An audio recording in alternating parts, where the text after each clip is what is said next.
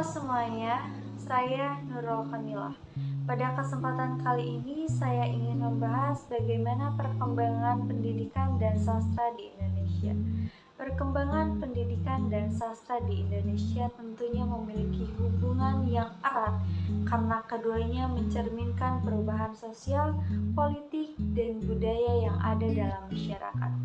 Pendidikan menciptakan lingkungan yang mendukung perkembangan sastra, sementara sastra menjadi cermin dari dinamika kehidupan yang terbentuk melalui sistem pendidikan.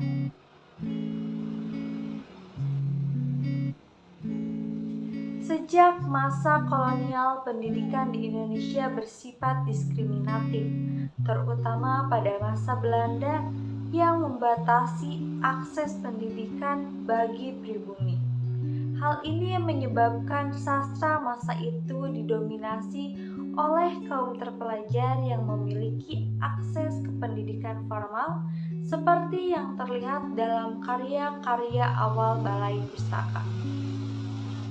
Ketika Jepang mengambil alih, sistem pendidikan menjadi lebih inklusif dengan menghapus diskriminasi, sehingga semakin banyak orang pribumi yang mendapatkan pendidikan.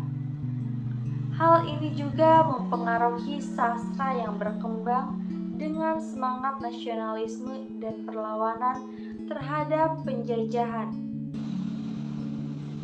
Setelah Indonesia merdeka, pendidikan diarahkan untuk membentuk jiwa kebangsaan dengan bahasa Indonesia sebagai bahasa pengantar utama. Kebijakan ini memberi ruang bagi perkembangan sastra nasional yang semakin pesat. Dengan semakin leluasnya akses pendidikan, lahir berbagai penulis dari latar belakang yang lebih beragam, dan sastra pun mulai mengeksplorasi tema-tema yang lebih kompleks, tidak hanya nasionalisme tetapi kehidupan sosial dan budaya masyarakat Indonesia pada saat itu. Kebijakan pendidikan juga berperan dalam menentukan bagaimana sastra berkembang. Pada masa Orde Baru, pendidikan lebih birokratis dan dikendalikan oleh pemerintah dengan kurikulum yang menekankan stabilitas politik dan pembangunan nasional. Sastra pun mengalami sensor ketat, tetapi tetap berkembang dalam bentuk kritik sosial yang terselubung.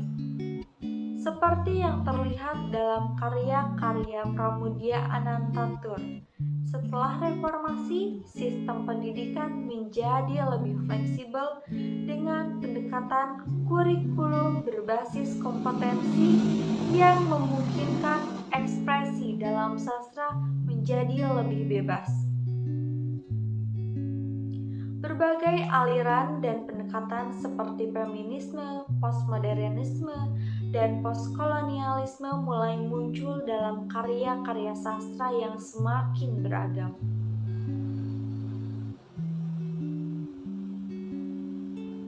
Di era digital, pendidikan semakin inklusif dengan adanya platform daring yang memungkinkan lebih banyak orang mengakses ilmu pengetahuan.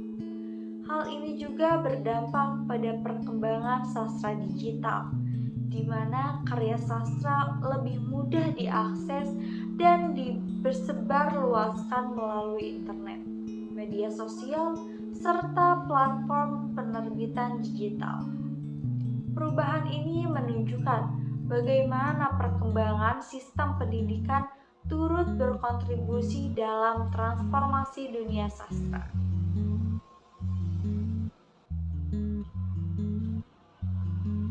Dari masa ke masa, pendidikan dan sastra selalu berjalan beriringan.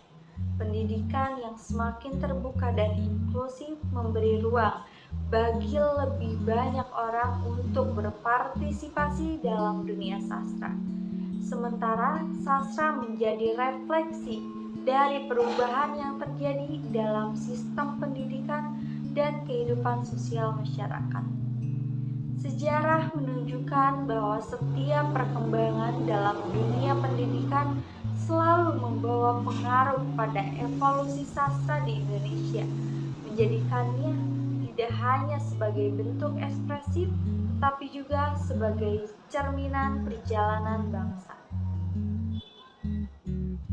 Kita semua dapat melihat dari waktu ke waktu, pendidikan dan sastra terus berkembang seiring dengan perubahan.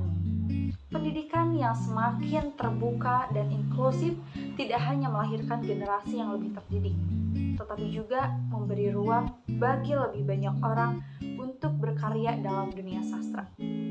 Di sisi lain, sastra menjadi medium yang mencerminkan perjalanan bangsa, merekam sejarah, dan kritik sosial hingga aspirasi masyarakat.